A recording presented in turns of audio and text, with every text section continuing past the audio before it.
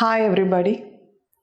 The previous module on Piaget's cognitive theory would have given you a better insight of how a child's cognition develops in the first 6 years, with special focus on suggestive activities that a facilitator should adopt based on the implications of the theory. However, the thinking process of a child is not completely supported by means of Piaget's cognitive approach. So it becomes essential to understand the concept of information processing and multiple intelligence of young minds. The sixth module comes to you in the form of 3 videos. The first video would elaborate on Richard Schifrin and Atkins' model of information processing. The second video would elaborate you on about the Gardner's model of multiple intelligence. And however, both these videos will explain you with suitable examples for better understanding. The educational implications of these two approaches would be dealt in the third video of this module. At the end of this first video, you will be able to gain insight into how the human mind processes the information and derives meaning out of it. Information processing approach, just like Piaget, supports the idea that every child is active and inquiring by nature. However, the development is considered to be a continuous process. This approach views that mind is a computer wherein information from outside is taken in by encoding and stored in symbolic form by various other internal processes like recoding or decoding in such a way that the individual is facilitated to make sense of their experiences out of the information received. Richard Atkinson and Richard Schifrin have proposed the most accepted store model of information processing in the form of a flowchart that is going to explain to you. According to their model, each human being has got 3 parts, mainly sensory register, working memory or otherwise known as short-term memory, and the third one is long-term memory. Now, let us look into the course of action of how the information gets processed by a child by means of the flowchart. Any information enters the human mind through the sensory register, but cannot be retained for long.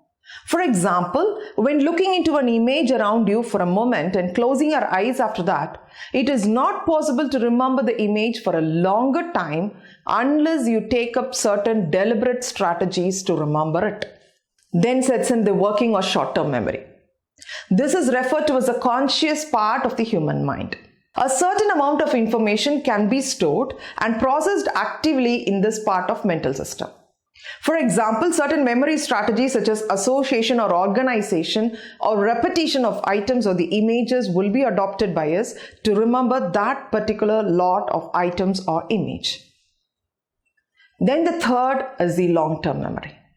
This is the third way station to the human mind and is referred to the permanent knowledge base. All the information entering into the human mind is shelved based on the content, much like books shelved in the library. As the capacity for long-term memory is limitless, the major problem encountered is the retrieval of information. Hence, novel strategies have to be adopted to retrieve a piece of information from the long-term memory to the second way station, that is short-term memory, for active processing. 3 major control processes has to be taken up towards this working of human mind.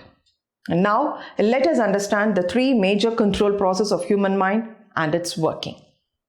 The control process or mental strategies that the human mind uses at every level of the mental system increase their efficiency in their thinking ability as well as retaining them for further processing and reference. The 3 major mental strategies that a human mind uses are attention, memory, and metacognition. Now, let us understand the 3 control processes in detail. First one is attention. Attention is the base of human thinking mechanisms as it is the first strategy that determines the extent of information to be fed into the mind. The young children in their infancy and toddlerhood stage have got minimum attention span and are distracted very easily. However, during early and middle childhood, the span of attention improves drastically. In their infancy stage, the child focuses on novel and stimulating events. Then during toddlerhood, the goal-directed behavior increases and thereby the attention span improves gradually. However, by the end of the early childhood period, their attention span extends up to 7 minutes. It is also said that by the end of 6th year, planful attention sets in, though not mature. The second control process is memory. Mental activities that are carried out deliberately to improve the likelihood of remembering is called memory strategies. This particular strategy emerges during the preschool years but improves drastically during middle childhood. The language skills gained during the early childhood years also aid in memory of preschoolers. Any information fed to the human mind is stored using 3 processes, namely rehearsal, organization, and elaboration. Rehearsal is nothing but the repeating scheme of information to oneself. Organization refers to the grouping of related items in the information. Elaboration is a process of creating a relationship between 2 or more information. With these processes, the information fed passes on from sensory register to short-term memory and then to long-term memory. Once the information is shelved in the long-term memory, it has to be retrieved to use it for future, which is again possible in 3 ways, namely recognition, recall, and reconstruction.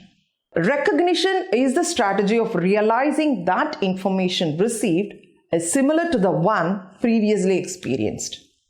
Recall refers to the capacity to generate a mental representation of an absent stimulus. Reconstruction is an information that is said to be reconstructed by adding or condensing or integrating the stored information. What is metacognition? Metacognition is defined as the awareness and understanding of various aspects of thought. This strategy starts during early childhood and expands greatly in the middle childhood, just like memory. The 2 major phases of metacognition experienced by children in their early years are mind reading, that involves the ability to detect their own as well as others' feelings or desires, etc. The second one is what it means to think.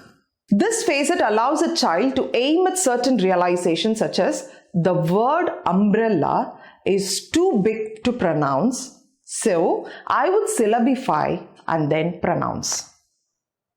Hope this video had given you a deep insight into the information processing approach and the flowchart of Atkinson and Shiffrin's model, how an young mind processes the information through the set control processes.